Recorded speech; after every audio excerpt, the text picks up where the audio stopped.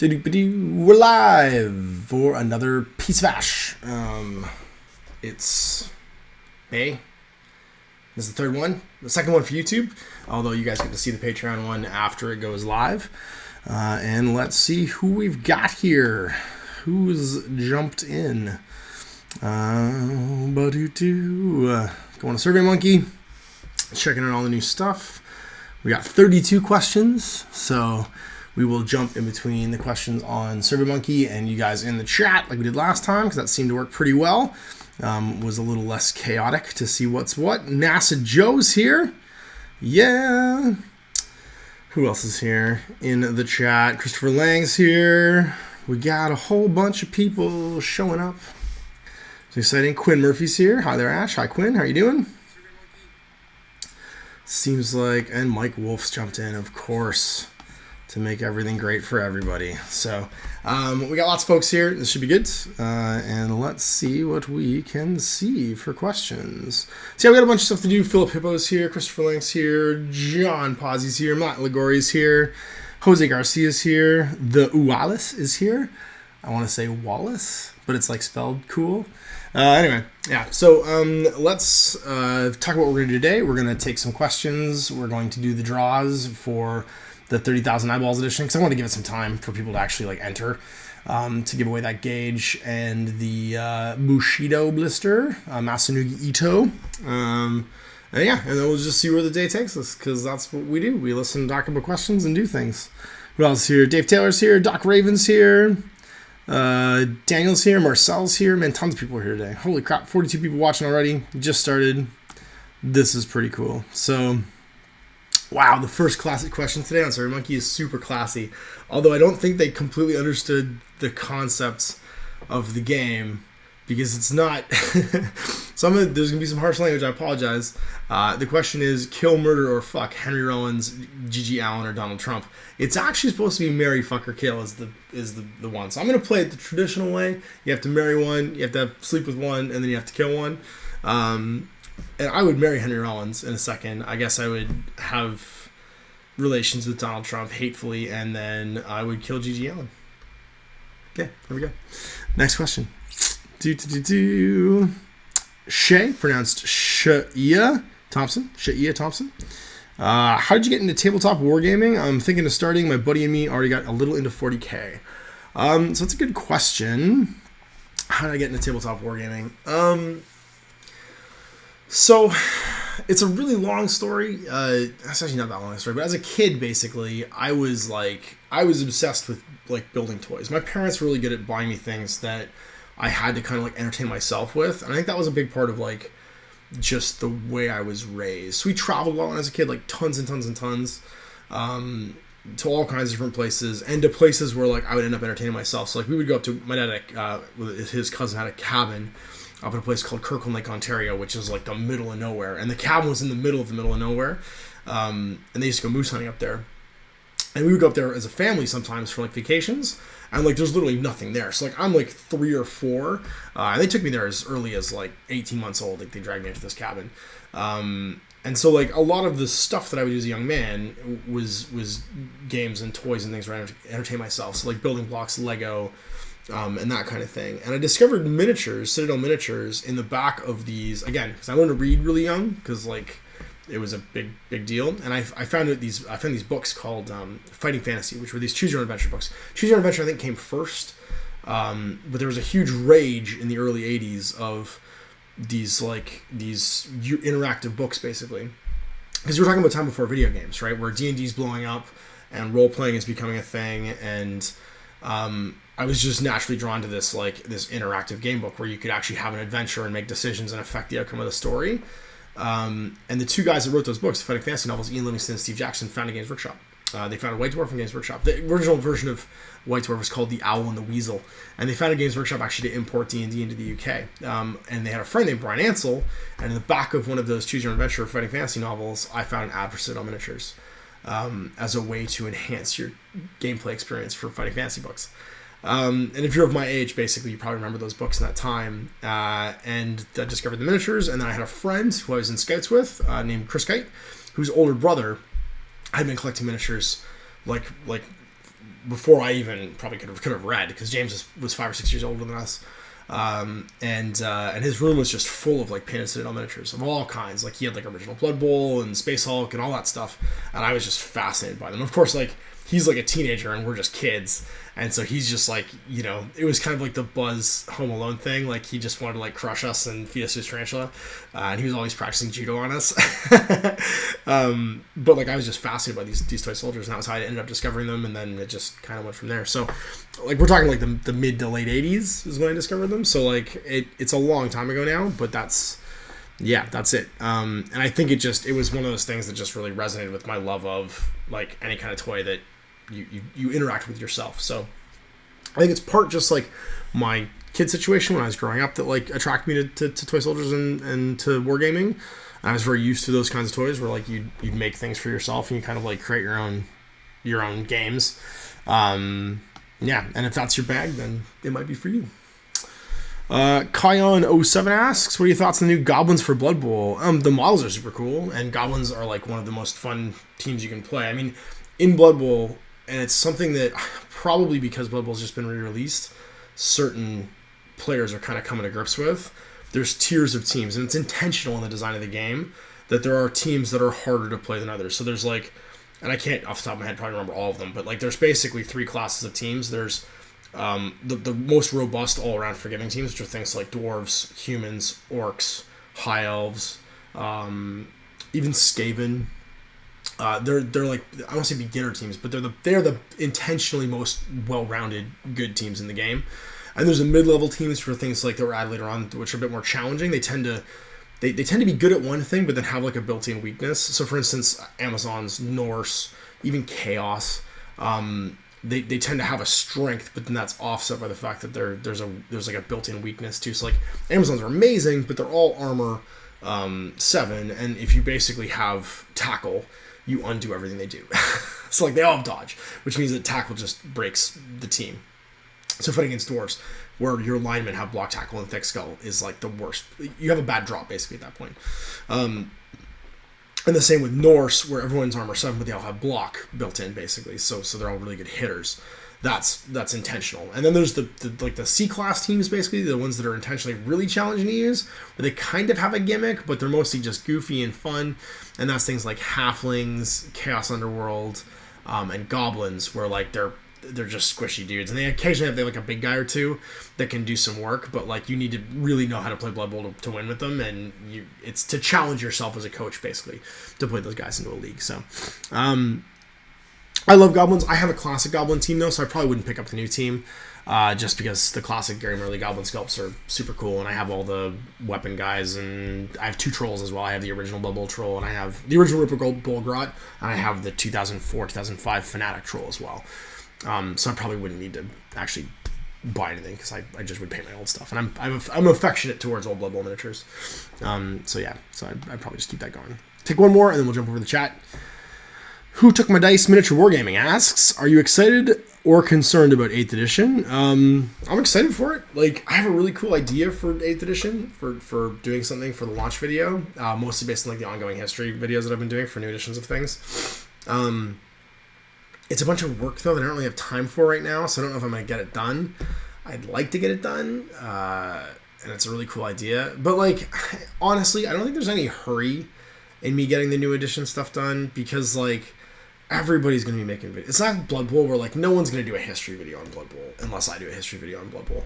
Nobody's going to do a history video on Necromunda unless I do a history video on Necromunda, because they don't care, right? Like, people rushing out to make videos on YouTube are making videos about, oh, how do the rules work, and oh, what's the best army going to be in 8th edition, and what's the best tournament thing, this is going to break the game, that's going to break the game, or our Land Raider's garbage now, is the Swarm Lord overpowered? Like, there's going to be 6 million and 1 videos like that, where people will just be drowning in 40k videos when the new edition comes out, so I'm probably not rushing off to do anything with it. I'm certainly not concerned. Like, it's just a new way to play the game. Like, I've been through 8 editions of 40k, like, this unless they're just like, throw all your miniatures in the garbage, we only play with paper cutouts now, like, I'm not gonna care what they do with the rules. The rules for me are an excuse to get through with my buddies and chuck dice to each other and drink a beer, and you guys watch when we film it. Like, that's really it. So like, it's not that excited or concerned. It's just I'm not saying I'm ambivalent, but like I'm excited. I'm excited that everything's gonna get flattened, which means that I don't have to like dig through 8 million books to know what everything does. And when people come to play me, if the rules are all free, I can just look up their rules and know what everything does. Like it's gonna be the same as Age of Sigmar. I can relax and play a game of Age of Sigmar for the most part because I'm not digging through 10,000 things to know what everything does. Although it has gotten a little bit that way with some of the new formations and some of the web stuff. And some of the stuff that's locked, right? They lock it in the app because you can only see it in the book. So like formation things I tend to not know about, but like the rules for guys, I'm never surprised because it's all just free. So yeah, it's gonna be neat. But like I said, like I'm not rushing to do anything because it's 40K. It's the biggest game on YouTube. Like, and that's why I don't really do anything with it because it's a waste of time for me to do anything with it. Like you guys can go anywhere, and you know there's businesses making stuff about 40K and Games Workshop's making stuff about 40K. So like. You don't need me to do it. It's not worth my time. So let's see what's going on in the chat. Head over there, and I have to scroll a million miles to see what's going on because the chat's like all filled up. Ooh, badoo. What do we got? Where did I leave off here? I left off around the Wallace. So who else is here? Yep, it's Wallace. Okay, good. I got that right. I was good at bumper stumpers, where like you would learn how to pronounce weird things like that. Ben Cohen's here. Dan's here. That was an awkward spot to jump in. Heyo, what's up, my dudes? iPads wouldn't load.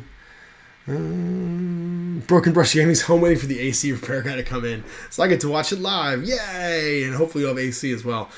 We had like a gross day here on Wednesday last week where it was like in Fahrenheit, it was 90 degrees probably. It was 32 degrees Celsius. And it was like super humid. And then the next day, it was like 54 degrees Fahrenheit and like 13, 14 degrees Celsius. Like the weather doesn't know what to do here. And so if you get me coughing later on, or like sniffling, it's because like the pollen's just exploded everywhere, and now the weather doesn't know what to do, and my body is like rebelling against basically the death world area that we're living in for the last week or so.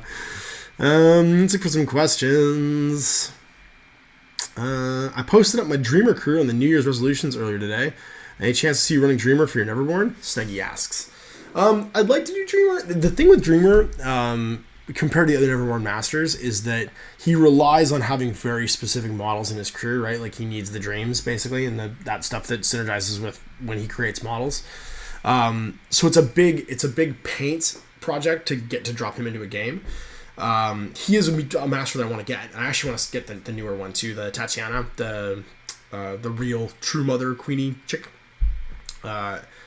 But I think she's going to be less of a, like, it'd be quicker to do her and add her to my existing Neverborn collection than it'll be to do a Dreamer crew. Because with the Dreamer crew, I have to paint Dreamer, I have to bring Lord Chompy Bits, and I have to do all of the little guys that are going to go with that to make him kind of viable as a master. So he's a bit like Hamlin, where, like, I have a Hamlin box I've been wanting to paint forever for my outcasts. And, like, I'm super excited to do it, but it's not just like paint Hamlin, paint a couple guys, and I'm ready to rock and roll. It's paint like Rat Kings and Rats. Like there's a bunch of stuff to do it. So I will probably do it. I usually typically when I add new things to Malifaux, I go for the low hanging fruit first. So I go for like the one where I can paint 2 or 3 models and roll it into a crew, which was nice because like for instance when I was doing what's her face Zoraida. I added in, I actually painted her Silurids first because her Silurids work great with almost any master. And then I painted her and Bad Juju and the Totem later on. And now I gotta paint some Will-O-the-Wisps because they make her amazing. Because I don't know if you watched the game with Ben where he just beats my ass with Zoraida. Like I play Zoraida and I get my ass kicked, and then like he plays me the next game down and like just annihilates me by like. Well, he was using Pigapult too because he was using her as a Gremlin Master, and like Pigapulted my guys to death, and then dropped like a gajillion conditions of fire because he was using what's his name, the little half Nephilim guy that just drops fire on stuff, and it was so silly, crushed me. But I'll definitely do it. Ooh, Christian Hoffman's here saying Easy Ash. What else we got? Oh, Christian Hoffman's getting gross. I love it, buddy. Good job. NASA Joe, it's 4 a.m. and hating my life leads me to watching this live. I'm glad that I'm your I guess what is it, your masochism. What else we got? More Ash. This was scheduled for next week. Oh well, no complaints. No. So what I'm gonna do, for you guys, I'm trying to do this weekly. But what your guys are gonna get is you guys are gonna get it every other week. So there'll be a Patreon only one. So next week's one will be on Patreon. Basically, it'll be unlisted, and I'll do it with the patrons. Then you guys can watch it later on. And then the live shows that are everybody will be happening basically every other week. So you'll get another one of these in 2 weeks. And then the Patreon one, again, is every 2 weeks, but you guys can watch it when it's finished and it's done recording and stuff. What else we got? Oh my God. There's so many things I can't see. What's your brand of choice? When's Owen on? I don't know. Like, Owen doesn't live with me. I don't know when he's on. When Ash lets him out of his cage under the stairs, Snuggy says that's not where he lives. Stick with Dark Age? Yeah, man. Doing lots of Dark Age. I got to talk to Dave, actually, who's in the chat right now. We got to do some planning for some new Dark Age stuff. Because I've got one more. You'll actually see a Dark Age game this week that I filmed before Kumini Expo. Sorry, not this week. Next week, 2 weeks that I filmed before Kumini Expo. But this week you're actually going to see the Let's Play for Dark Age that was recorded at Kumini Expo, which is with the 2017 rules, the new cards, and the new 2-player starter set, which is super cool. So Brian and I actually walked through a game. And the game is fun because it almost shows off every mechanic in Dark Age, like with hilarious consequences. So you guys should really enjoy it because it's pretty rad. Christopher Lang asks, what's your choice of beer, style, or brand? I like wheat beers typically in the summertime, with a bit of citrus or fruit or something like that. I really miss my Leinenkugels, which is a great, I think it's Indiana or maybe Wisconsin beer. But in Canada we have Rickards White, which is a nice simple beer. And now we can get some of the wheat beers from the States too, like the Coors ones like Shock Top and stuff. But yeah, no, in the summer I like a nice wheat beer. I hate IPAs, really, they're not my thing. I don't like stouts so much. I like an ale. A simple ale. Is my wife not a tabletop gamer? Am I exposed my kids to it as they grow? Affluent Imaginings asks. She's not a tabletop gamer. She's a board gamer. She actually played board games quite a bit. We play them on our iPads very often too. She likes building games like Ticket to Rides. She really enjoys card games too, like Exploding Kittens. But we tend to do that socially. So like we'll play board games and stuff socially with like our families and with friends and stuff. But yeah, we don't play tabletop games like you guys are imagining, which is miniature games and stuff like that. We have separate hobbies in that regard. What else we got? Ben's double exclamation mark when I talk about him kicking my ass. That's funny. You don't have a lot of Frostgrave stuff? Gosh, I have done a lot of Frostgrave stuff with Ghost Repel coming out soonish. Is there anything you'd like to see changed or added? I don't think you're gonna I think what you're gonna see with Ghost Archipelago, and I haven't seen it, so like only Joe knows basically, or probably Phil too because he's editing it. But what I'm excited for that is just the change in the lead, right? So whoever the lead is in a game of Frostgrave is always gonna be the wizard. So you can reimagine what that looks like. Like I've seen an awesome guy mod Frostgrave. He didn't even mod it. He just used Frostgrave to play Star Wars. So as long as your character has like some kind of like magic-y style powers, you can very easily use the rules for Frostgrave to do whatever you want. So he just used Jedi as his wizards, which makes sense because they're still fighters. The wizards are in Frostgrave. And then he just took like an appropriate class of soldier for all the other models. So like a crossman was like a heavy blaster stormtrooper. Stormtroopers were bowmen. He had like the melee stormtroopers with like the big shocky things that were like infantrymen. And then like rebels too, like just a regular rebel with a blaster would be like a bowman. However he wanted to do it. I think he didn't do rebels at the time. I think he did droids actually. Because I think he was setting it like in the Clone Wars eras, so like it was before. Because there had to be lots of Jedi.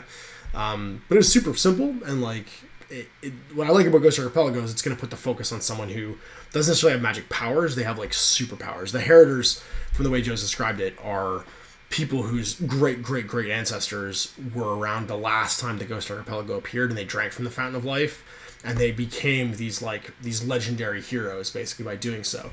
And so these Heritors are watered down versions of them, like 1,000, 2,000 years later or whatever. And so they still have some of these trace superpowers. And the closer they get to the Water of Life, the more they have their powers emerging. And that's sort of like the neat thing is that you get to grow these like superheroes. And so that's what I'm excited about. And I just want to see more of that. Like I love Joe's basic core system because it's basically just Dungeons and Dragons. It's a D20 style, roll higher system. And it's super like compatible with really any idea like I just described, like with Star Wars.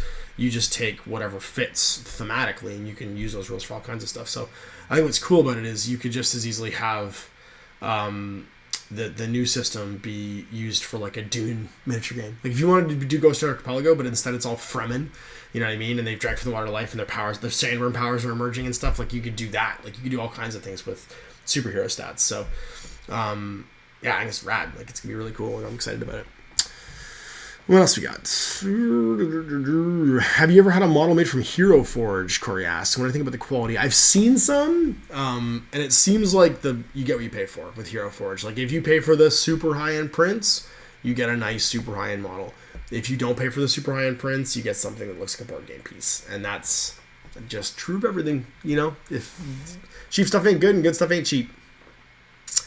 Philip Hippo asks, hey Ash, quick thoughts on BattleTech. Would you be willing to do a Throwback Thursday with it? Phil, it's funny because BattleTech is a game where I'd certainly be willing to do like a one-off Throwback Thursday on it. It doesn't have a lot of players around me, and I don't own anything for it, and it's not really my style of game because it's so rule intensive as far as even just creating your mechs and stuff, or your BattleTechs, or your battle mechs. Yeah, that's right. I haven't really looked at it, but it's not something. I mean, if someone came in with everything, I wouldn't be averse to doing it. I'm not going to go to my way to go and scrounge a bunch of classic BattleTech stuff and do it. But I think it is definitely worth doing a Throwback Thursday on, just as like an interest point, like a history piece. You know what I mean? Of like where miniature games were and where they came from, because it's very much an RPG miniature game where you are designing your favorite class of mech, you know what I mean? Like you're able to build what you want to build and then take it out and fight with it and manage all the components of like the heat and how its weapons are firing and stuff. And there's something wonderful about that game. It wasn't a game I personally was into, but like I think it deserves a Throwback Thursday at some point. So hopefully someone will come around and be open to that idea. I know Jay has tons of BattleTech stuff, but again, like it's on the list, you know, like there's a million things on the list. I'd love to do a Vor Throwback Thursday. I just dug out all my AT-43 stuff, so we could do an AT-43 Throwback Thursday. Like there's a gajillion things on the list to get to at some point. Alexander Kohler says, huge congrats on Best Painted Immortals 2017. Thanks, man. It was awesome. It was super awesome just to see all the people that actually brought fully painted armies and like made display boards and stuff too. It was really nice stuff at that time, and hopefully next year it's even bigger. Now Jensen says, I'm excited for 8th. I might be able to play my Eldar again without my friends getting so mad about it. Aaron F says, new Blade Runner film coming out. Thoughts? I'm excited for it. You know what, like, it's such a well-regarded movie, like the original Blade Runner, that I don't think you could possibly make that movie without some kind of controversy. Do you know what I mean? Like, it would be really hard to do a Blade Runner film sequel ever and not piss somebody off, because it's one of those movies that's had fan theories forever. It's had like a million people talking about it. There's whole websites and people have written like their university dissertations on what does it all mean? Is he a replicant? You know, like, and then breaking down the book, do androids electric sheep? So I'm gonna try and go into it and I'll do the same thing I did when I went and watched Predators. I'm just gonna go with an open mind and enjoy it. And if I enjoy it, I enjoy it. And if I don't, I don't. I love all the actors in it. I love everything I've seen so far. I love that they kept the score. Like, everything so far is just giving me tingles, and hopefully that's going to be great.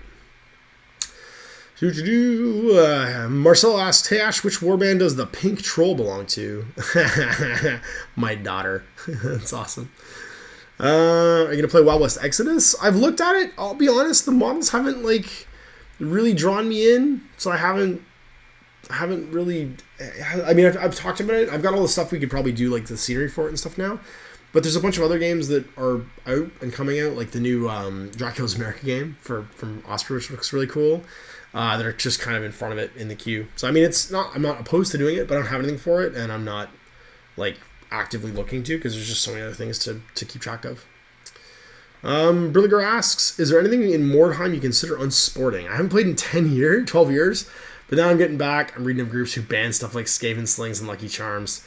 I think what happens in Mordheim is there's two types of people now playing Mordheim.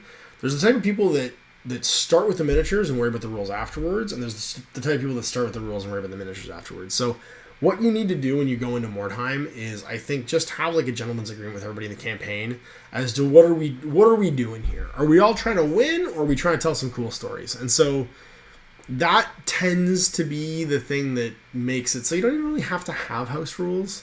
Because yes, it is the best thing to, like, it is the best thing to do to just build your guys and buy them all Lucky Charms in the first game. And there's a million things you can do that make the game not super fun. Or you can just find models you like, figure out what warband you can make out of them, and then see what happens. And that's, to me, if your expectation is that you're going to do that, but then the other people in the campaign's expectation is you try and make the best warband and win, you're going to come tete-a-tete. You know what I mean? And some people can just get over that. Like, I know Owen is always going to build a warband to try and win. I'm just going to build a warband based on I want to paint all the classic models in Warhammer and play a game. I know that he's going to do that, though, so I'm okay with it. It just depends, I think, on how your gaming group treats things. I wouldn't look to try and put anything in stone. I would just have a very open conversation with everyone beforehand of like, hey, let's play more time to have some fun. You know what I mean? If that's what you're trying to do. And then we don't have to worry about banning anything. People can just buy what they want to buy.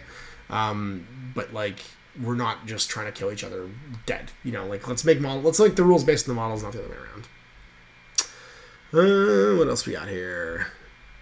Maybe I'm misremembering, but an old piece of ash said that you were planning on doing a Warhammer First Edition Throwback Thursday using Rinworld scenario. It is on the books, and actually that's something I'd really you'll see. I found some people now that are interested in doing it with me, and it's I want it to happen. I want to do the Rogue Trader one. Seen the new Alien movie yet? Thoughts on it? Personally, I enjoyed it as an Alien movie. As a standalone sci-fi film, I thought it wasn't great. I haven't seen it yet. I really want to see it. My wife is not into sci-fi movies. I will probably have to see it when it comes out on Netflix. It's sad, but that's just the way it is. Well, what else we got? Are you planning to build any new Shadow War teams? And will we see more BFG? You'll definitely see more BFG. It's funny. I have Shadow War games filmed. It was so popular when we got it. I have Shadow War games filmed now into August. And I haven't actually played the same team for more than 3 games. So I've played now with, the first one I played with my Night Lords, then I played with my Necrons, then I played with an Order Xenos kill team, and now I've also played with my Blood Ravens. So I've played 4 different kill teams, and I think we're at 9 games. So I think I played 2 games with most of them, 3 games with some, and my opponents are all different as well. I think the only opponent I haven't, because we've played with Orcs in the Let's Play. We've had, Tau now. We've had another Ordo Xenos kill team. We've had someone come in with, what else? We've had Guard, because Owen played Guard. Marines. Yeah, there's been a bunch of different kill teams that have come in. I think Skitarii is one we haven't seen. I gotta paint my Genestealer cult, so like I have time now, because like if I'm recorded into August, like I have time to paint my Genestealer cult before I play the next game, but you'll see me play those.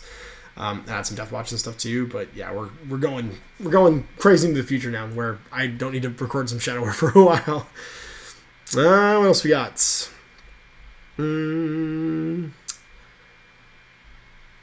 Hi Ash, I have a question. I just wanted to say hi live. I hope your long week one is awesome. Oh, I don't have a question. Okay.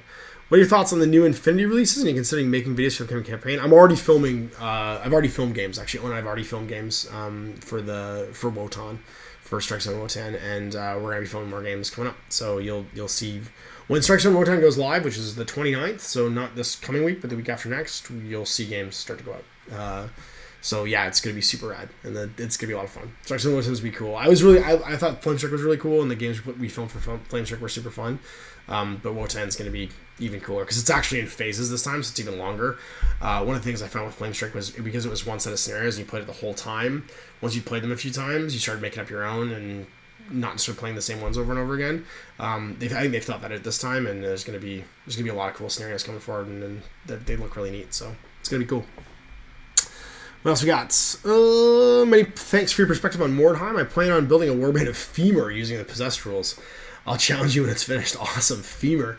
What are you going to use? If you have metal old school Femur, if you've got that, that's awesome, first of all. I'll try and dig around and see if I can find something that's from the ancient lead pile as well to paint. Actually, I could probably do a Chaos Marauder warband of like really old like Chaos Thugs and stuff and Beastmen from that era, from like C-Series Citadel. That would be super cool.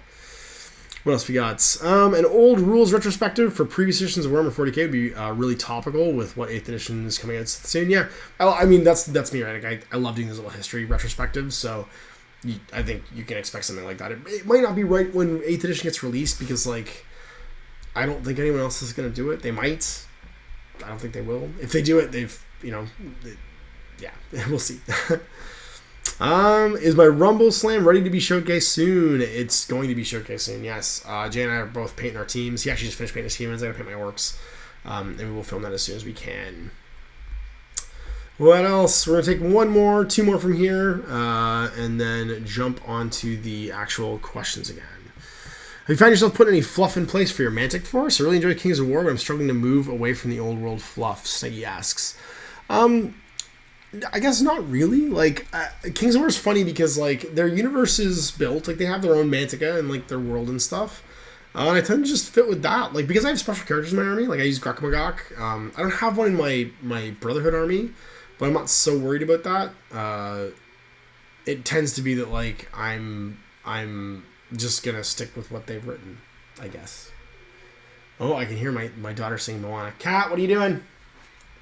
Cat, come here. Hello. What are you doing? Where is Mommy? Mommy is making teeth in the basement. You want to say hi? Yeah. Say hi. Wave up to the camera. Say hi. There you go. There you go. Say hi. Why are you to bed? Because I'm here. Because you're here? Okay, can we put you back in bed and take a little break right now? I don't want you to lay down with me. I'm not going to. I'm going to put you back in bed, though, okay, so you can have a nap. Say bye-bye. Look up there and say bye-bye. Bye. Bye.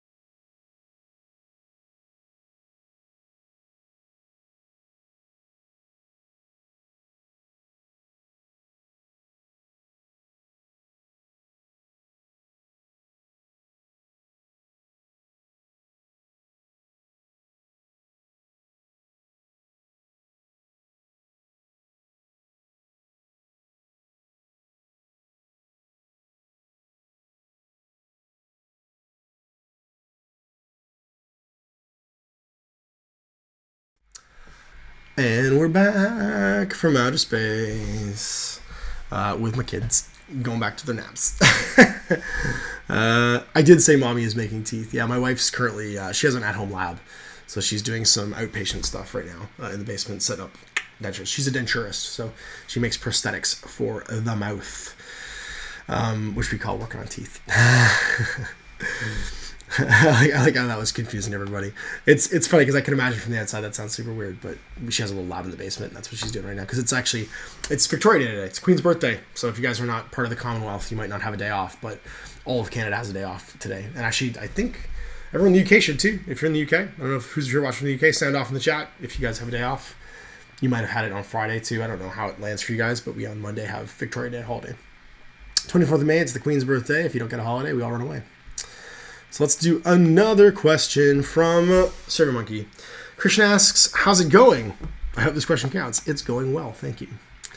Next one. Justin V asks, I like how your armies are painted. Can you go in a little depth in your mindset on finishing minis and being happy with the finished product?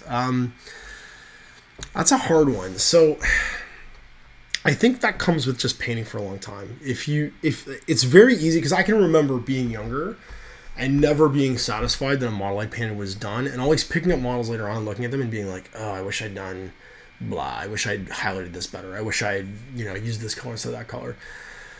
And I think what happens is the longer you paint for, you come up with comfortable systems for painting X or Y color. Like, you have a way of doing skin that you're really comfortable with. You have a way of doing brown or blue or black or red or whatever. That is just, it's you know, like, I have probably like 6 or 7 different like techniques for doing red in my head.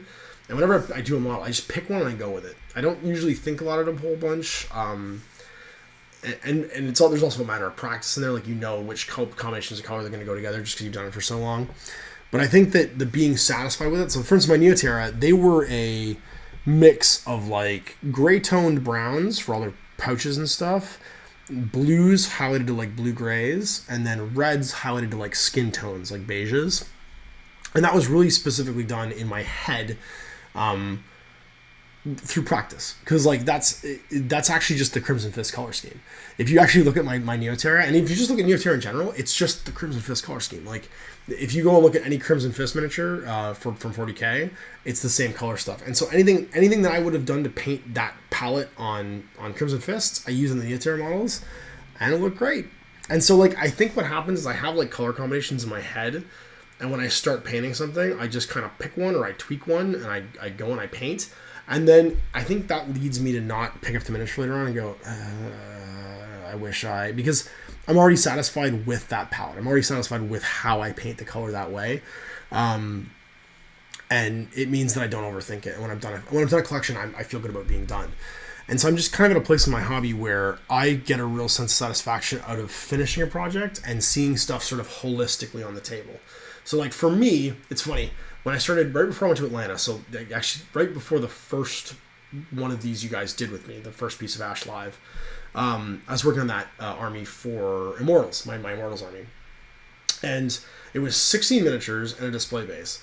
And the satisfaction I got, the most satisfaction I got, and I think actually, Dave, if you're in the chat, you coined this term, was... When you coin this term, you call it the victory lap when you paint the rim of a miniature. For me, it was when I finished the 16th miniature and I filled all the slots in that display board that I made. That was my victory lap. That was my sense of satisfaction from having something done. And I think when you derive pleasure from that, from like the completion of a whole project, as opposed to worrying about like the fine little details, and you kind of zoom back and you see the stuff as a whole, you stop not being happy with the finished product, because it's actually finishing the journey that is the sort of like the satisfying experience, not trying to perfectly paint an eyeball or perfectly paint a gem or a backpack or whatever it is.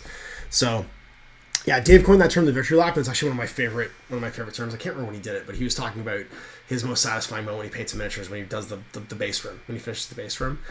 And my mind kind of drilled into that, because I can't help myself. I always think about what the psychology behind that is, and I think that's really... I'm just going to steal that term from him, because all the best lines are stolen.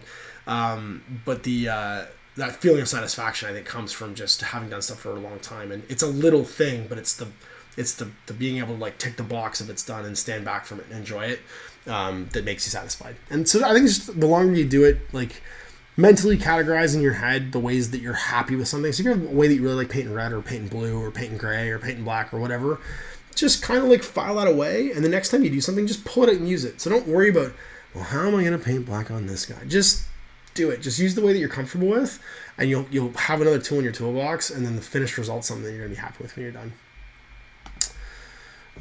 Todd Regardus asks, what are your thoughts on 8th edition 40K? We went through that one already.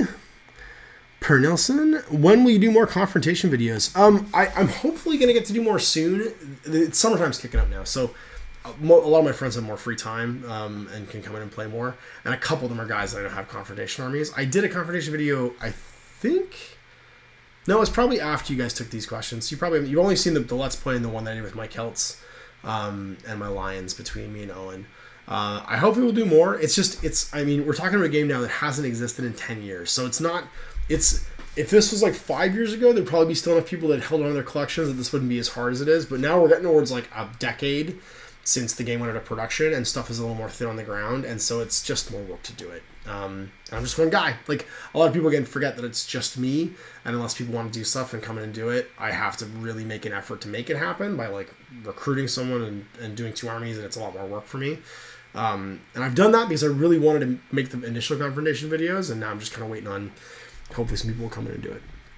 But I did paint, like, I literally painted a new army. Like, I'm almost done 400 points of Cadwallon to try out that I had sitting in a box forever. So if nothing else, it got me to paint new confrontation miniatures this year for the first time in 10 years. So I'm excited about that. Dickie asks, I keep rewatching your This Is Not Test reports lately. Any future games on the horizon? Yeah, I'm planning on it. We did a whole glut of them, and again, what I usually do with This Is Not Test stuff is when Joey releases like a new cool thing, we'll do the scenarios from that. And one of the things I haven't done is Eat, Pray, Live, which was the cannibals scenario. So I'm kind of thinking about, I want to root around and find some cool cannibal miniatures. And do some scenarios from that, because it's basically The Hills Have Eyes or Texas Chainsaw Massacre or any of those like crazy cannibal mutant videos, and I love that stuff. So I think what it'll take is just either me and Jay finishing up other projects we have and coming back around to This Is Not Test, or someone else being like super excited about This Is Not Test. And that happens every once in a while. I have a guest come in that really wants to play it, and we'll knock out some games and give it a go. So I think it's just like, it's one of those things where like we did a whole bunch of it and now we're just kind of like pausing, because with most miniature games that's what happens. Like you kind of like you OD on it and then you take a break and you play some other things and you come back to it. So I know we have some modules that we haven't done anything video wise for, and that's probably what will happen is we'll come back around and be like, wouldn't it be cool if, and we'll do like a Hills Has Eyes thing, if nothing else, probably for Halloween. Somebody who didn't want to leave their name says, do you have any plans for bolt action on the channel? I've asked this one before. Probably not bolt action, probably do Conflict 47, mostly because with World War II stuff, I get tired of painting the same stuff all the time. There was actually a large bolt action Niagara group, my buddy Jordan, who you've seen play Mordheim and War Machine with me, Jordan DeLine. He plays tons of bolt action, loves bolt action, so I'm sure I could get a bolt action game in. But for me, just being me, I would probably have more fun doing Conflict 47, which is basically bolt action anyway. And then what else be usable on most sides. So I think to keep myself interested, I might eventually do like pure bolt action games, but to get myself to the point where I'd have that army, I'd want to paint some giant robots and stuff in between, just so I'm not painting tons of just troopers and stuff. And so yeah, you'll probably see me do a Conflict 47 video before I do a bolt action video. Which I bought the starter set for, so I have the US starter set for that, so I have all the Tesla tanks and robots and stuff in infantry to paint. And I have a bunch of stuff from other games that I want to add in as well. We'll do one more from the Surrey Monkey, then we'll jump back to the chat. Mirko asks, do you have some plans to play bolt action? Okay, well then that was easy, because I already answered that one. Let's go back to the chat.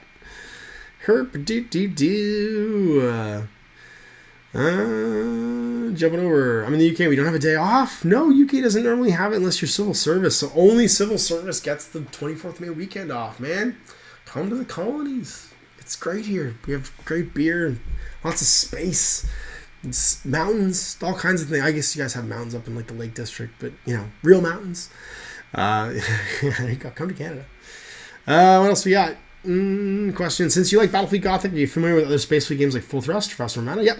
I do. And do I have any recommendations? I mean, Firestorm and Full Thrust are great games.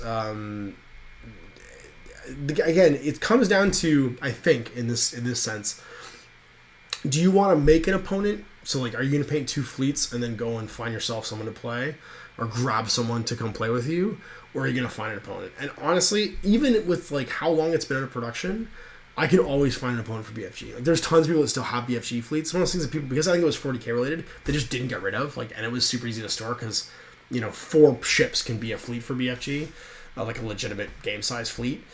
But with Full Thrust, Ground Zero Games they're a classic miniature company. They've been around forever. But you're not necessarily going to, outside of like certain conventions and stuff, going to find a community of Full Thrust players locally to you without either knowing it's already there, like there's a game club where they play Full Thrust, or you buy 2 fleets and you teach a buddy who's into wargaming how to play. Firestorm had a pretty big player base. I haven't seen a lot of people playing it lately, because I think they've jumped into their other game systems a bunch, just like focus-wise, because they did Firestorm Armada they did a ground game. I'm trying to remember what it was called. Was it Drop Zone Commander? No. I can't remember what it's called, but it was basically their version of like Epic. Like, it was their miniature game, mini miniature game, 6 mil or something like that. I can't remember what it's called, but they had that soon. They seem to just be moving around with different names. What else we got? Why is Victoria Day when the Queen is Elizabeth? Not to be the conversation. Because we celebrated her birthday. Probably because she signed. I think was it Victoria that signed the Canadian charter. I think it was because Victoria's the one that's. This is gonna make me a terrible Canadian for not knowing this, but I think it's because Queen Victoria was the one that gave us our provincial independence, and then left the Governor General. We still have a Governor General, rubber stamps everything here in Canada from the monarchy, and so they celebrate her birthday here in Canada because she was the one that was the Queen when all that stuff went down. So I think it was 120. What's our? Oh no, this is our bicentennial. So this is 150 years of Canadian. Yeah, this is our bicentennial. So this is 150 years of Canadian like official status as a country where we were just a colony and part of the British Empire. And that would have been Victoria, actually, yeah. So that's why it's Victoria Day. The holiday was made when Victoria was the Queen back in the 1800s. There you go. I've used the term before, but it came from my buddy Ty. All right, there you go. So Dave Taylor actually owning up Ty Finocchiaro. I can't remember his last name, but I know who you're talking about. Yeah, it's your buddy Ty. You worked with in Baltimore. He came up with Victory Lap. Cool. So yeah, like I said, all great things are stolen. You stole it. I stole it from you. What else we got? Now I'm reading the Wikipedia page for Victoria Day. Yay, we're all learning together. We're all learning about Victoria Day together. All the best lines are stolen. That's a cool line. I'm going to steal it, says Rob Cunningham. It's true, though. All the best lines are stolen. That's why you have to put quotations in your essays when you're in high school so that you realize that all the coolest lines are stolen and you start doing it early in life.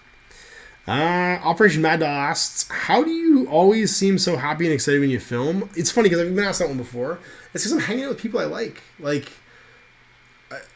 I think a lot of people, when they play war games, or you see them play war games, or they generate battle reports for YouTube, they can very often be playing strangers. I'm typically not playing strangers. I'm playing people that I know, and I'm enjoying hanging out with. So it's for what I'm producing, I guess, the way I produce videos is I'm lucky in that I have a huge network of people that I've been wargaming with for 20 years.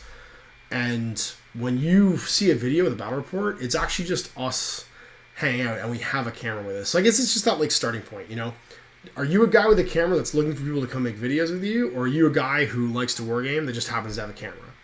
And that's where my sort of starting place is I'm a guy who wargames, and has been wargaming forever, working in the business forever, that now has a camera. And that's really it. That's where we go with that. So I think to answer your question, that's why I'm happy and excited. Is I'm honestly having a good time.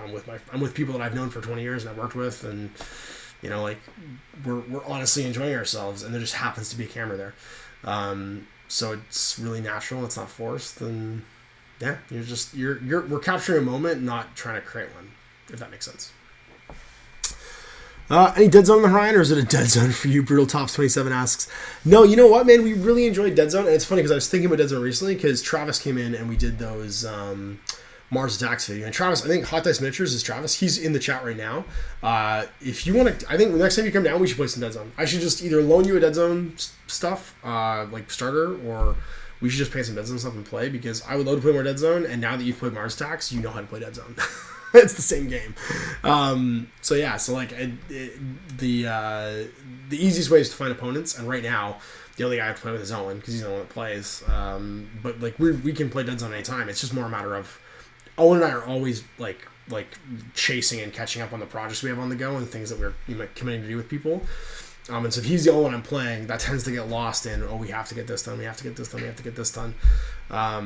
But I would love to play more Dead Zone because I super enjoyed the games we played already, and it's more how do I get a chance to do it than anything else, right? What else we got here?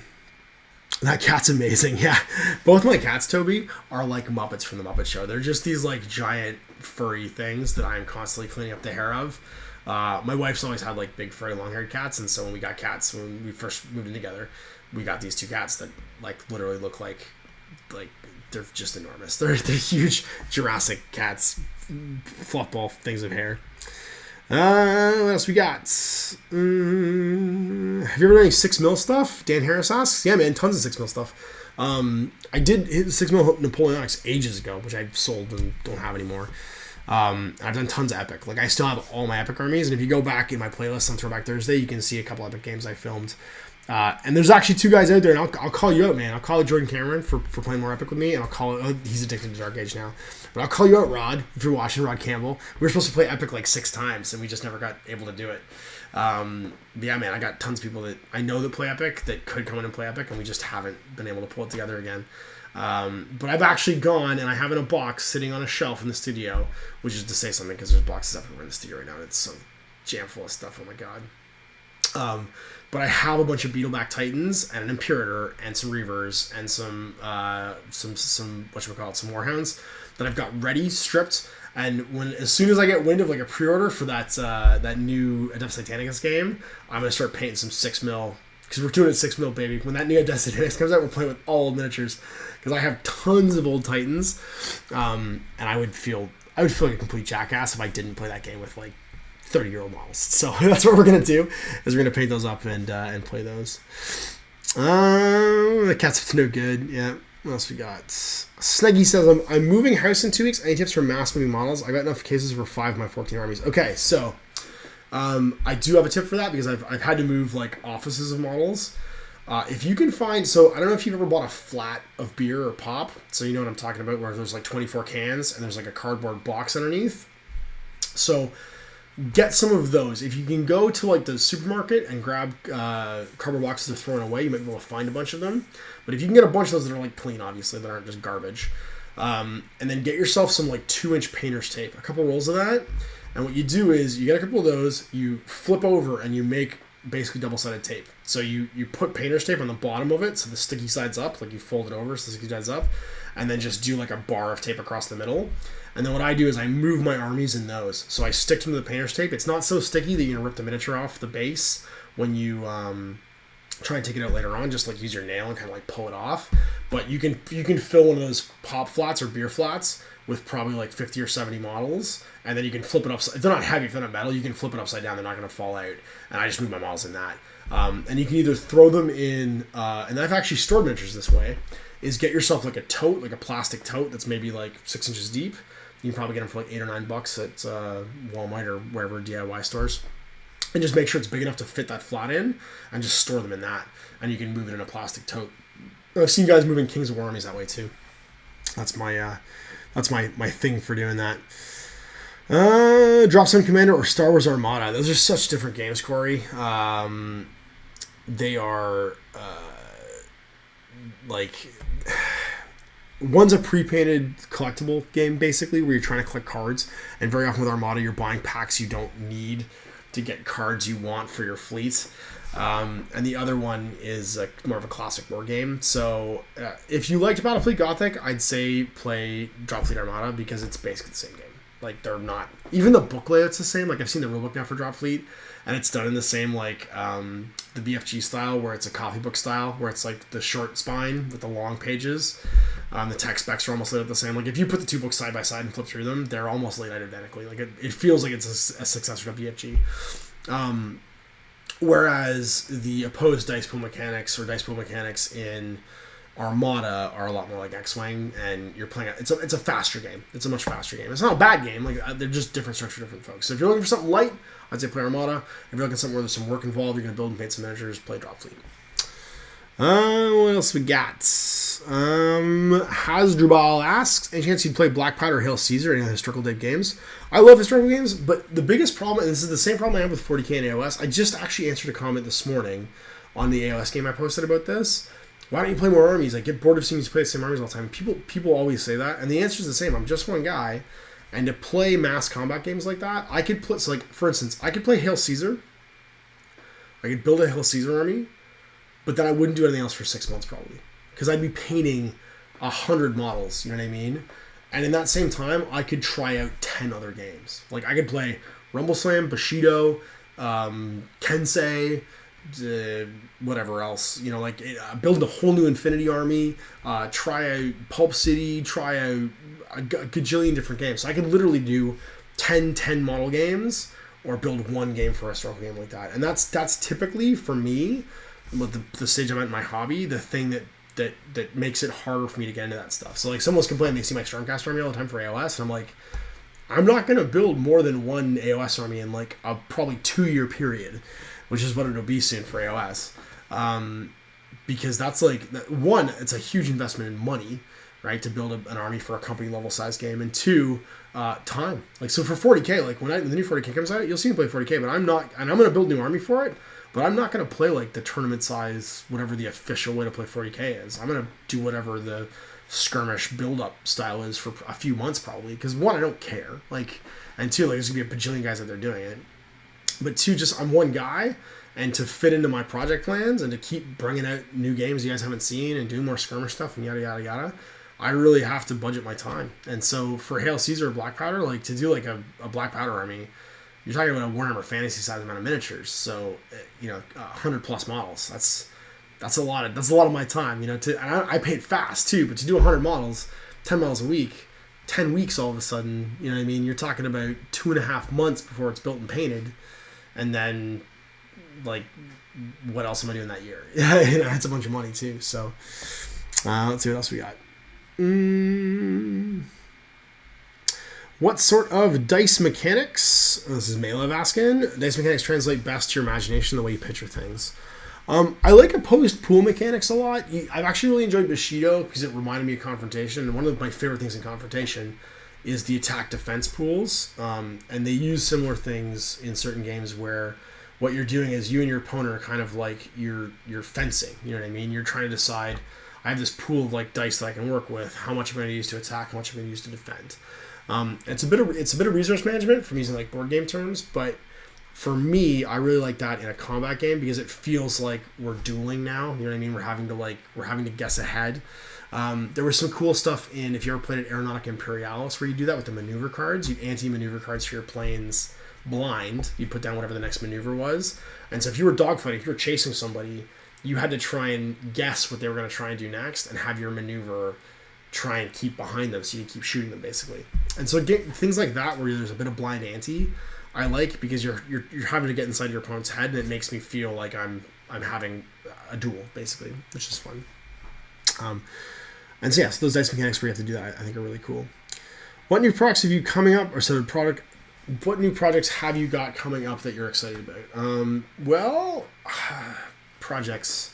Ben, you and I did that little skirmish game of Woolsong, which I thought was super cool. So I'm pretty excited about that. I've got new projects coming up, hopefully for the Osprey stuff, so that 1888 Dracula's America thing. You've heard me talk about a whole bunch. I'm pretty excited about that. And then I'm actually handing in my manuscript for Last Days this month. So if you don't see me doing a lot of painting in the next couple weeks, it's because I am handing in a document like that is so stressful because you're constantly checking and rechecking it. So I'm at a stage right now where I'm pulling multiple documents together, making sure they're parsed correctly, making sure they fit inside 25,000 words, and then printing them off and trying to make sure that they make sense. You're reading them until you're almost blind. And so I'm pretty jazzed about that. And then the last project I have coming up is I've reached out to somebody. I'm not going to talk about it obviously until it's done, but I've reached out to somebody about doing some merchandising stuff where I get asked all the time to get measuring widgets, and obviously I'm giving one away during the end of the thing. But that's a thing that I'm trying to get sort of finalized, where you guys will actually be able to buy stuff with the logo on it, and you can get those things going forward. So hopefully that'll be a thing that we can do. Eddie, you might remember when you were first starting, I sent you a question from Labrador about how to get wargamers on the go in a small town and no players. I'm glad to say I've recruited 7 people. So there you go, Eddie. In 2 years, dude, because it's going to be 2 years at the end of this month, you have managed to get 7 people to start playing English war games, and that is how you do it. There is no easy answer. It's a bunch of work, and usually painting a lot of 2 armies, and then you get people to play with, and that's really it. What else we got? GMG's inspired me to get into Mordheim. I'm just making some paper terrain. Apart from Necromunda, any recommendations as to what else to try on the cheap? As Ivor Cogdell asking? Yeah, I mean, apart from Necromunda, if you're making a Mordheim gang, then you can probably play Frostgrave right away. You just need a wizard miniature. So again, it's just a rulebook too. So it's like $120 to $30 rulebook, and you're ready to rock and roll. So I'd say if you've already got that on the go, check out Frostgrave. It's the next sort of it's another way of playing a cool Warband skirmish style fantasy game. And if you're building stuff to do that already, then give it a go, because it focuses on wizards and it's got different mechanics than Mordheim does, but it's certainly a ton of fun, and we've enjoyed the hell out of it. We've played like 30 games of it. We probably played more games of Mordheim almost than Frostgrave than we have Mordheim. It's been super fun. What else we got? How do you feel about proxy minis for different game systems? I sort of get the impression that you're quite keen on manufacturer-specific models. So would you play Infinity with Judge Dredd minis? M. Smith asks. So from my point of view, I like to, when I make videos, I like to represent a game's models, because I'm very much of the mind that when I make something, I'm doing it to try and help the people that created it to succeed. You know what I mean? So if you've got a game where you sculpted miniatures for it, I want to try and use your miniatures because I want people to see them. So, and because it feels like I'm getting the real game experience as well. So I don't mind proxy miniatures if it's in a theme. So like, for instance, if someone was to make a really cool Arbides kill team for Necromunda out of Judge Dredd minis, I'd be totally fine with that, because you're doing a cool theme thing for your Arbites, or Arbides, in Necromunda, and you're just using models that you found that fit that theme. I think that's awesome.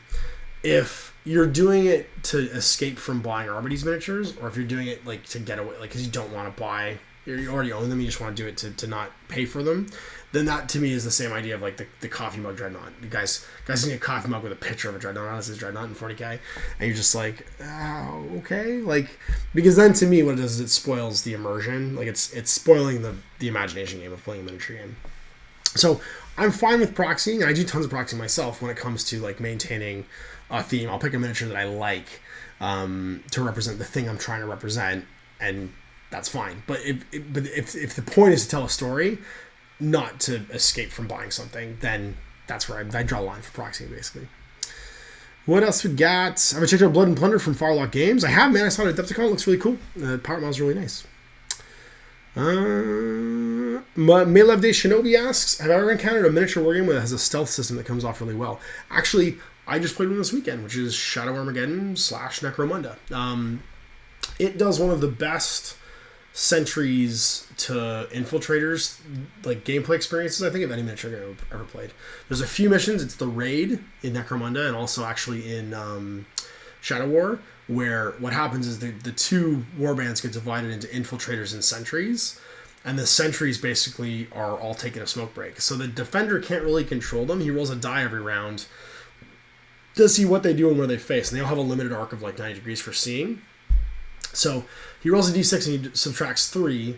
If it's a positive number, or if it's if it's a positive number, then he gets to move them that number. So if he rolls basically a 4, 5, 6. Sorry, a 5, 6. That's right. If it's a 5, 6, then it's 4, 5, 6. It's going to be 1 to 3 inches. He gets to move them, and they can face wherever they want. So like that means the patrolman's basically alert. They move around. And then if they roll a 0 to negative, if they roll 0, they don't move. But if they roll a negative number, your opponent, the infiltrator, gets to move them around and have them face the wrong way, and go take a leak or whatever.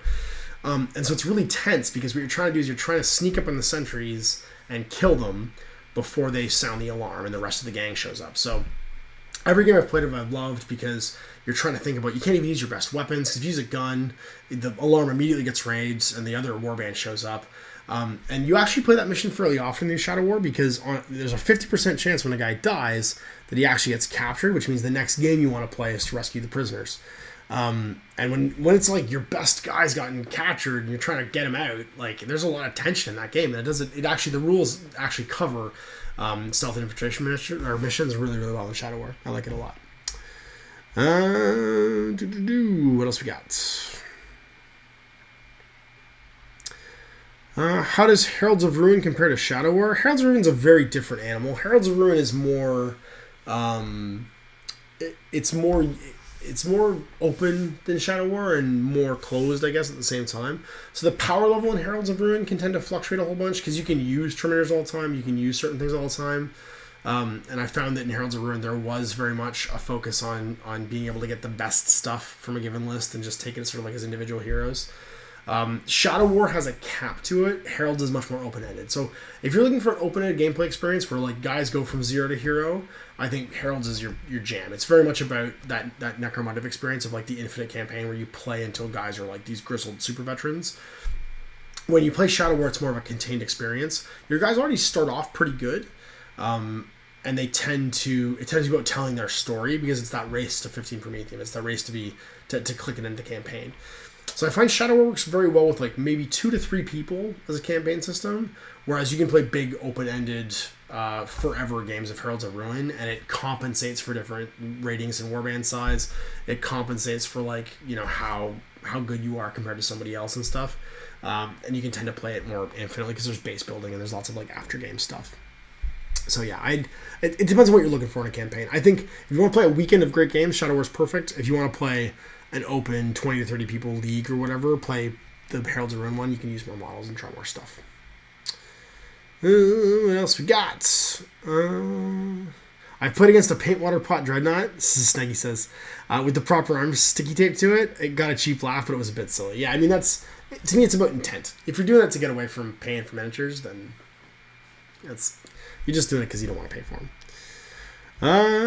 What's your favorite? Me the Best asks, what's your favorite 30k console? You mean beside the Zabatur, who's the most amazing or disappointing miniature ever? Like he shows up and does nothing, or he shows up and does everything. It's when he shows up and destroys a Mastodon. Yeah, when he shows, I guess he won't be able to do that soon though. I just realized my Zabatur, because the way that the rules in 40k are changing, you'll no longer be able to one hit kill anything. So like, yeah, he was amazing when he could just go like, I planned C4 on this Thunderhawk, and like blow it up and it would die. I doubt he's gonna be that cool in the new edition, unless he does like a 10d10 damage roll to a vehicle or a Dreadnought or something like that. Then there's no way he's as good as he used to be. But right now he's amazing.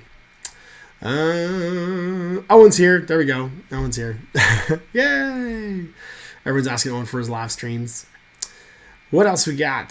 Toby Hall, do you have a set budget for buying minis per month, or just buy cool stuff as and when it comes out and hope for the best? I do have a budget. I have like a budget in mind of how much I can spend. I try not to spend it. But basically I have a budget set aside for the co-op, and then I have like my own personal budget, and they're separate pools basically. So that's why like investing in something for a big army game, you know what I mean, like Hail Caesar or whatever, it's a big question mark for me, because I can't really do it. And even just not monetarily, like just from a time point of view, like I have to budget my time too. So there's all kinds of layers of like how I budget to get things done. What else we got? Also, I'm making soup. Owen's making soup, everybody. So no live stream until the soup's done. That's a big deal. Tor Eagle Westeros asks, any skirmish games with extremely low model count that fits more than 2 players? I don't know what you mean by extremely low model counts. You can definitely do it with Rogue Stars. Rogue Stars handles 3 or more players quite well. And it's got extremely low model count, like you're looking at 4 to 5 miniatures at the most. So try that. It's a good one. Nice cheap book too, if you just want to use whatever models you want. Will Malifaux appear on the channel yet? Well, we've got like 30 to 40 games of Malifaux on the channel right now, if you want to go watch the Malifaux playlist. But we'll definitely have more Malifaux. I mean, I've got June 3rd, Ben's coming in with some buddies, and we're going to be recording a whole bunch of Malifaux that weekend. So you get at least probably 3 games on that weekend. So 3 more games coming up in the future. There's going to be a whole bunch of Infinity and Malifaux coming up in the next little while. I think it's going to be steady Infinity and Malifaux back-to-back, probably on Fridays for the foreseeable future, because we've got Strikes on Wotan coming out, and then we've got a whole bunch of stuff for Malifaux that we're recording, because there's some dudes coming in. Some new guys, too, coming in besides Ben. What else we got? Rard McKenzie asks, are you playing Tor Gaming Relics anytime soon? Well, the Relics 2.0 rulebook is supposed to be out relatively soon, or it's out now, and Mike has a ton of Relic stuff that we're supposed to be doing some gaming with, so I think he just needs to paint it. Check Epic Tech Studios' live stream, or stream, or just even their YouTube channel. There should be a ton of painting stuff for Relics, because he was handling painting it's his project. He was doing it. I'm just supposed to be a body to come and actually check it out with. So hopefully that'll be soon. What else we got? Relic Blade. That's a different game. But we're doing Relic Blade tomorrow. Tomorrow's Relic Blade. Relic Blade comes out tomorrow.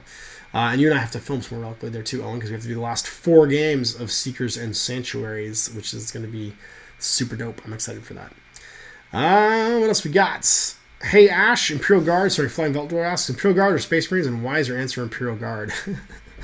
I'm going to do a bit of both probably, because I feel like what's going to happen in the new edition of 40k, and I think it's already been confirmed, is everything has keywords, and there's like Grand Alliances. Like Imperial's a Grand Alliance, And that I am super excited about because I don't have to just paint Space Marines forever. I could paint a squad of Space Marines and a couple squads of Guard and just have my collection be whatever I want it to be.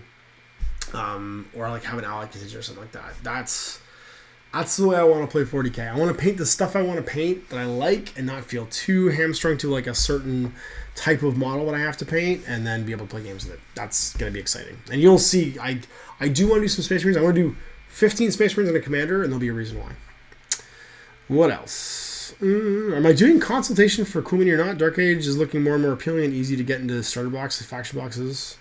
Is that my work? No, that's not my work. That's Dave Taylor in the chat, Toby. That's all his work. He's the marketing guru for Dark Age, and we just happen to be buddies. So we work together at GW, and he has been busting his ass for the last year with Brian Steele to get that Dark Age stuff in front of you guys, and that is their hard work. I am just a friend and fan that hangs out with them and shoots videos sometimes. So you can give them the clap on the back for that one. That's a big one. James Pepper says, Ash, you may like Osprey's War Games on Guard. I used it for wargaming Boudel River. I think that's a great game. I've actually checked it out before. I think I have a copy of the rulebook still floating around. And it does feed into that like anti-ing mechanic where like you feel like you're trying to, I guess, intuit what your opponent's going to do next, which I think is super cool because the whole point is it's fencing. And I think it would actually translate really well. You could do a samurai game with it. You could do any kind of like dueling game where you're fighting. What's that one in the 13th Warrior where like they have to break shields? They have the duel like it's to 3 shields, and once you shatter 3 shields, you lose the duel. You can do anything like that. You can do all kinds of neat dueling games. It's kind of like a light Arena Rex. What else we got here? Did someone say Relic Blade? Yes, Melev. Someone said Relic Blade, and it was Owen. Blue Moose 1231 says, "Have you played the Dark Souls video games? I saw that you've gotten the board game recently." I have played. I played the first one. I got beat up by the first one, as did everyone that ever played the first one. I played a bit of the second one. I haven't played the third one. But again, my whole thing is I don't own a current gen console. I have an old console, so I'm stuck playing the back catalog games, which is cool because there's plenty of games I didn't play in the old consoles that I can now go and enjoy because I have time now. But I think it's funny because I will probably completely skip this generation of consoles just because of like the fact that I had kids as the Xbox One was coming out, and so like my time is absorbed by my kids. So probably whatever the next iteration of console is, there'll be a whole gap in between that I'll just miss because of time and just not having free time to do that kind of stuff. What else we got? Flying Vaultlord says, finally being able to safely mix Garden of Strays with nonsense is a great and glorious thing. Yeah, I'm stoked for it. So for me, the wonderful thing about 40k is the story and the world building and the universe. And I like just, again, like it's that whole, like, I don't want to paint 50 of the same thing to be able to play a game. I want to be able to paint what inspires me and be able to play a game, which is why I love all these little kitchen table games. And I think that 40k just allowing me to do that. Shadow War let me do that, which is why I've really enjoyed Shadow War. But 40k letting me do that too is going to be great. I just think for the hobby and for even their business in general, because you should just be able to buy what you like and play a game with it. The game shouldn't make you have to do things. You should never feel like you're running on a treadmill to enjoy your hobby. And it had been getting to a place, I think, where people were starting to feel that way, which is why I think the suggestion chain is going to cut some of the blood out of the game and just let people kind of do what they want to do, which is cool. Televided asks, "Hi Ash, do you follow the rules changes for 40k? Do you think any of those rules would work well for AOS?" I don't know if you'll see some back and forth. I think the AOS rules work really well. As they are, and I think what they're doing is actually they're taking the best from the current version of 40k to make it familiar, and the best from the current version of Age of Sigmar to make it familiar too. But I think the AOS core system is probably going to stay the same for a while. It's pretty solid. They'll probably just change things like updating the General's Handbook and sort of the frame around how you play, but the core mechanics in AOS are super solid, and I enjoy them a lot. So I don't think you'll see that stuff. It might bleed over. I think the one thing you might see change in AOS in the future, which is very simple, would just be the rolling for battle rounds. I think there's some people that... I think there is an element of like... Because it happened twice in the game that I posted today, where we both got double turns, and it changed the game dramatically, being able to take a double turn. And 40k not doing that, I think, might be the only thing I can think of that... Because I don't think that's really 40k bleeding into AOS. I think that's just... They've played the game a whole bunch now, and that tends to be a thing that can trip the game up. Will be the only thing I can think that might change. That's such a simple change of just like you roll for the first battle round and then you just alternate back and forth. Like you wouldn't even read to repaint or redo the 4 pages of rules. You just make it an optional rule or a new general's handbook rule that like in matched point games, roll once at the beginning for who goes first in the battle round and continue alternating. Done. It's like a paragraph and the game's changed like that. What else we got?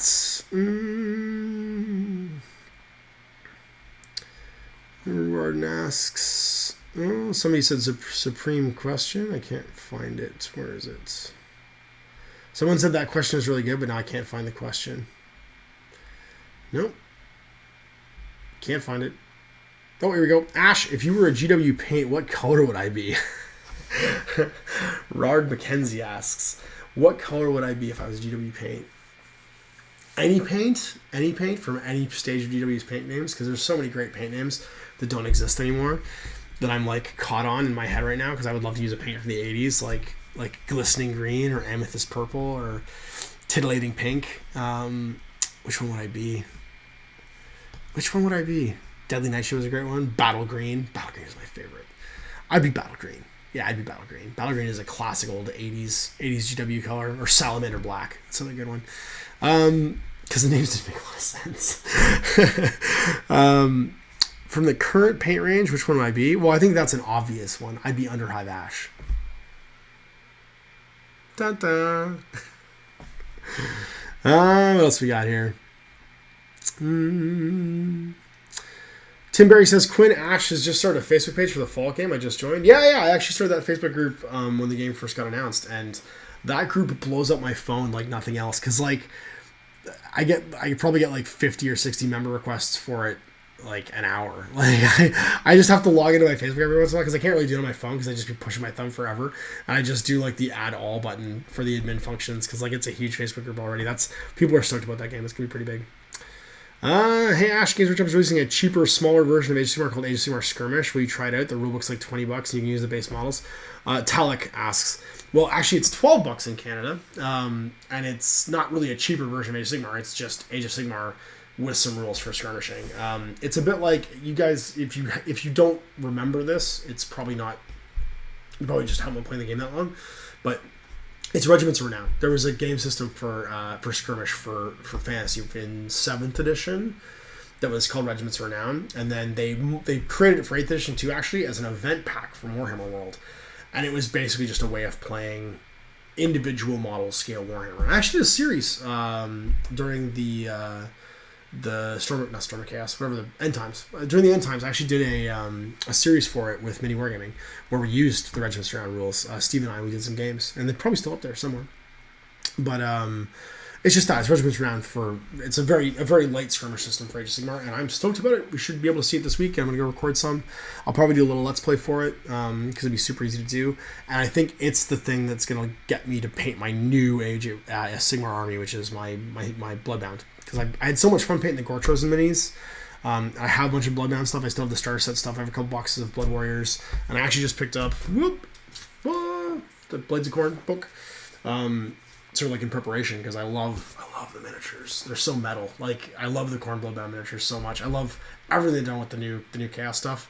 And also it's going to mean that, like, because I've looked through Shadespire, and yes, the Shadespire minis are all unique, but I can very easily paint some of these guys, have them ready to go when Shadespire comes out. I've already got Liberators, I've already got that. I can just play Shadespire too with painted stuff.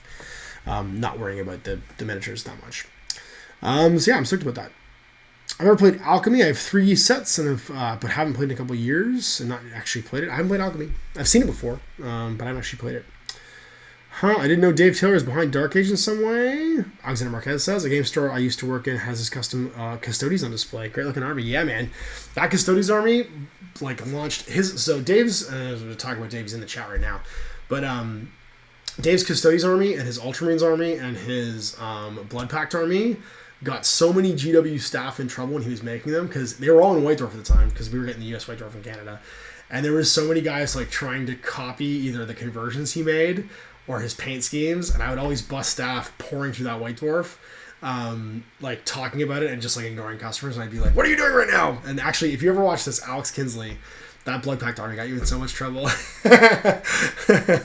when you were at the Burlington store, because he basically was trying to build Dave's blood pact army on the go, like on the fly, and like copy all the bits and stuff too. And yeah, man, he did some fantastic stuff. Dave's stuff for White Dwarf in the U.S.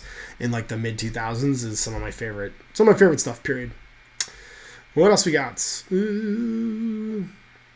Dancing Pigeon, like Dave Taylor from White Dwarf from the late 90s, early 2000s. Yes, he's in the chat right now. He works for Dark Age, doing marketing. He's got his own little company, Dave Taylor Miniatures, too, which does some great stuff. Go check out his YouTube channel. He's got, if you just type in the search bar, Dave Taylor Miniatures, and he's got his YouTube channel. He's doing a whole vlog on his Warlord Titan right now, which when I watched, I'm just like, oh my god, I couldn't build a miniature that big anymore. It would just exhaust me.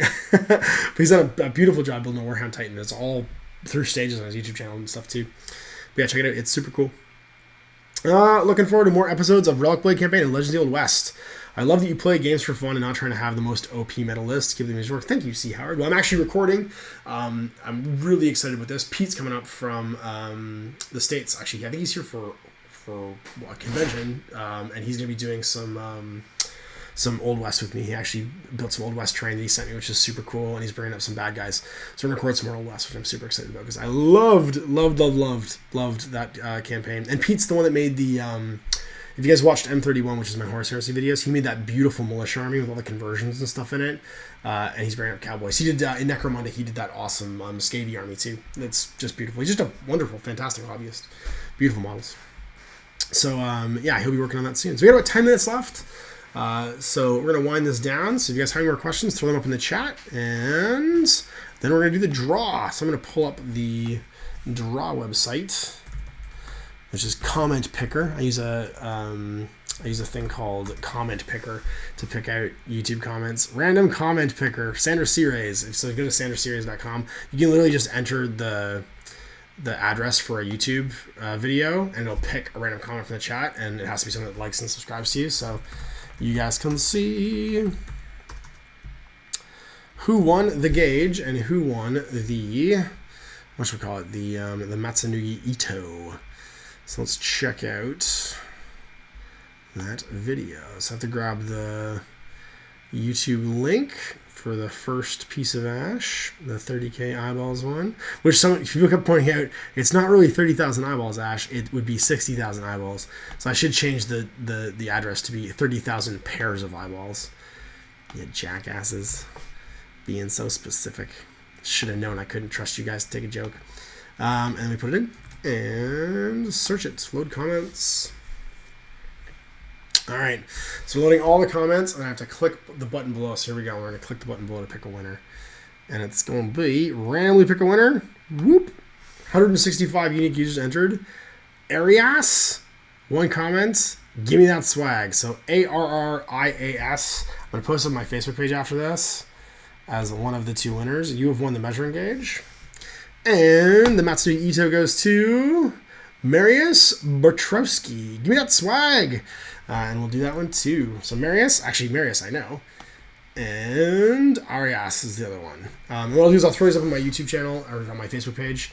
And you guys have won the two. So just PM me, give me a personal message on the Facebook page, my pages page, and send me your address and I'll get that stuff in the mail for you. Awesome. So that's done. And yeah, is Marius in here? I just want to know. I want to know. Did he actually see it? No, he didn't see it. What else we got? The Warlord build wrapped up a year ago. Oh, well, Dave, I'm not saying that you're still building the Warlord. I'm saying that the Warlord is on your YouTube channel. I don't know what other content you post on your YouTube channel, but you have a huge vlog of you building a Warlord Titan. I'm not saying it's right now. I'm saying it's there right now. Not that you're building it right now. You can go see it right now. So literally, you gamers. What else we got? Back when I lived rurally, my entire hobby. It's Dancing Pigeon says, back when I lived rurally, my entire hobby subsisted of reading White Dwarf cover to cover every month. Absolutely, and that's probably also back before you had the internet. So I spent a summer multiple summers in Yellowknife working in mining camps, and that was my entire hobby. I had covered, like, I think it was the second edition Space Hulk launch. That White Dwarf, where they did some new missions and stuff, I must read that White Dwarf cover to cover like 100 times. And my folks would actually send me my White Dwarf subscription up there. They would mail it to me, and they would arrive in a helicopter or a plane. I read those 2 or 3 issues that were there. I was there for like 3 or 4 months. I probably read them cover to cover like 100 times. Those issues were well loved. What else we got here? Ash, what do you think of the new reserve rules for the new 40k? 3 turns, and if they aren't on, they are destroyed. I think that's fine. I honestly think you're going to see a lot more missions in 40k now that are like the General's Handbook missions in AOS, where it's like progressive point scoring, and it's not necessarily about how much stuff you've killed. It's about where you're standing and what you're doing, not if you're alive or not. So I guarantee there's more mechanics there that make that not seem as harsh as it actually sounds. What else we got? Gauge Envy. That's awesome. Can't wait to see you use Mongo. Sorry, Owen using Mongo to kill Stitches. That's funny, Mongo. Yeah, so it's funny because I came back from Comedy Expo and we'd done all those videos. So we did I did the live stream of the panel for Dark Age and Wrath of Kings, and then I sat down with Brian and we did the overview of the Master Rules, and then finally we did the 5 games for the Immortals tournament. I got kicked out after 3 games. But it was super cool because when I came back, Owen had like built the whole army. Like he'd literally done an Outcaster and Mongo, and I was like, "Where did this stuff come from?" He's playing a game with Steve. Like I went and dropped the rulebook and the cards for the new secondary objectives off of the thing, and that night, like the next day when I got back, they were filming and recording new games. Steve from Minigormy is also super excited about Dark Age right now. He's been playing the crap out of it. All right, we got 5 minutes left. We got time for like one more question.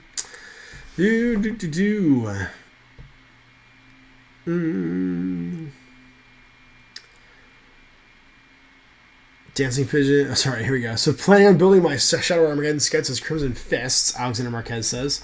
I would like to make them close quarter fighters. Orc fighters, don't you know? How are combat knives and shotguns in SWA? So you have the option between a knife and a blade in Shadow Armageddon, and a blade's a sword. So the machetes your scouts are carrying are combat blades. Just give them blades, because that way they've got a parry, which is literally the most important thing in that game. And because they have pistols, you can actually buy all of the pistols, I believe, telescopic sights. Yeah, which means they gain an extra 6 inches of range, which makes them 22-inch range pistols, which means that like you effectively have bolters anyway. So I would just scouts with combat blades and pistols are fantastic because there's ways of making them super duper like accurate and shoot far anyway, and you can always hide and take camo gear. So the guerrilla tactics in Shadow War are actually something that's possible, and they're great.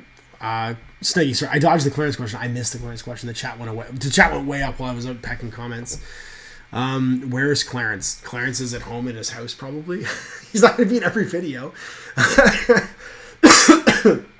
Last week, I think he was actually in filming like a bajillion games at Mini Wargaming. I think he like lived here last week. So go watch Mini Wargaming. They've got tons of stuff from Clarence in it. You get all the clearance you could possibly want. And that's it. Yeah, I think we're done almost. We're at 90 minutes. I got one last question. Here we go. Christopher Trey asks, looking forward to the Game of Thrones war game. I actually got to see it at Kumei Expo. It's not done. And I didn't get a chance to get a demo of it just because circumstances happened where I wasn't able to get a demo of it. So, and honestly, I don't think I would have wanted to film a demo of it at this point because it's very unfinished. Like, the game isn't done. The faction rules aren't necessarily finished. You might be able to see one on Beast Works. I think they filmed one. But, like, the models aren't painted, so it's just colored plastic. Like, if I want to do a Let's Play for a game, it should be like the Let's Plays that we did for Wrath of Kings and Dark Age, where it's all painted. It's not a nice table. It's not just some squares moving around a tablecloth and showing the core mechanics of the game. That's not very interesting to me, and that's not what I do. So, it looks neat. It looks cool. It looks rank and flank. There's a lot going on. It's kind of Rune Warsy, where there's like lots of stuff on the table. There's like decks of cards and lots of counters and things being played. So, I don't know how I feel about that. That's not... as long as there's not too much of that stuff and it's off to the side. It was also how it was being demoed. It was being demoed like on a table, like a board game. So like everything was just everywhere. And that doesn't draw me into a miniature game. So I think it's too early to say. Like the miniatures look pretty nice. And I like the idea of a new rank and flank miniature game that's based on an IP that I'm super excited about. But for right now, I don't really have an opinion because I saw the core mechanics and they look okay, but they just look like sort of mass combat mechanics with some wildcard stuff flown in, because there's a bunch of stuff with command, like themed command cards that you have for your commanders, where you can do like, you can interrupt a guy's turn by playing like these different cards. You have like a resource pool to manage that lets you play those abilities. But like some of them are really powerful. Like one of the Lannister ones was just like, because it's integrated game turn. So it's not like my whole army goes, your whole army goes. So it doesn't feel so much like maneuvering battleships, because it's I activate a unit, they go do something, then you activate a unit, they go do something, which is dynamic, but it's very out of character for like a rank and flank game.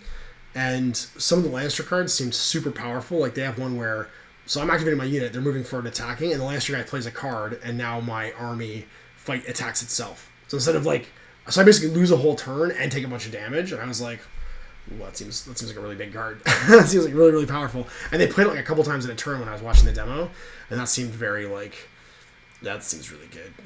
But it could, I mean, starter sets aren't always necessarily balanced, and so all they're playing with is a starter set, so it's just showing off the core mechanics and stuff. So I don't know, but like with rank and flank games, I've always felt like the emphasis should be on the movement, right? It's about maneuvering, it's about battleships dueling. As opposed to wild card stuff that interrupts that, and so it didn't. That broke the feeling of a rank and flank game for me. We'll see how that goes when the game's actually out. I don't really know. So, but the models are great. And it's an IP that I'm excited about. So we'll see how that goes when it's done. What else we got? I think that's it. We're at 90 minutes. So that is the next one. So what we'll do is we'll put up the whatchamacallit, the link below, so you'll see a link in the video description for another Survey Monkey thing. So in 2 weeks this is going to come back, and if you are one of my patrons and you're watching right now, I'm going to do a separate link which I'll post on Patreon, because I will do some pre-scripted questions for next Mondays, so we can have some guys, because I didn't think about it actually the first time I did one, because I was just making this up as I went along. And there are people in other time zones that can't jump into the Patreon one, so I want to give them a way to ask questions without being able to jump into the chat. So what we'll do is we'll do two separate. So there'll be basically a Patreon link which I post in the patrons only section, and there'll be another YouTube one for the questions for the next in 2 weeks live version of this that you guys can see. So those are go up when I'm done, and I guess that is that. So thanks for watching. We'll see you for one of these in, I guess it's going to be 2 weeks. And until then, I'm Ash. Have a good one.